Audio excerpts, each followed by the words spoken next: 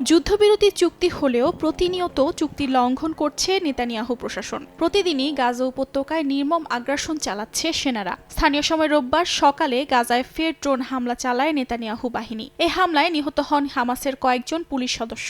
হামলার নিন্দা জানিয়েছে গাজার স্বরাষ্ট্র মন্ত্রণালয়। দখলদার সেনারা যেন পুলিশ সদস্যদের ওপর হামলা না চালায় সে বিষয়ে মধ্যস্থতাকারী দেশগুলোর প্রতি আহ্বান জানান তারা। এদিন গাজার উত্তরাঞ্চল ও পশ্চিম তীরেও হামলা চালায় নেতানিয়াহু বাহিনী। এদিকে যুদ্ধবিরতি আলোচনার জন্য কায়রোতে ইসরায়েলি প্রতিনিধি দল পাঠানোর নির্দেশ দিয়েছেন প্রধানমন্ত্রী নেতানিয়াহু। সোমবার একটি প্রতিনিধি দল মিশরের রাজধানী কায়রোতে রওনা হবে, যেখানে যুদ্ধবিরতির প্রথম ধাপ অব্যাহত রাখার বিষয়ে আলোচনা হবে বলে জানায় নেতানিয়াহুর কার্যালয়। এছাড়াও গাজার জনগণকে দেশ ছাড়ার সুযোগ দেয়া উচিত বলে মন্তব্য করেন ইসরায়েলের প্রধানমন্ত্রী।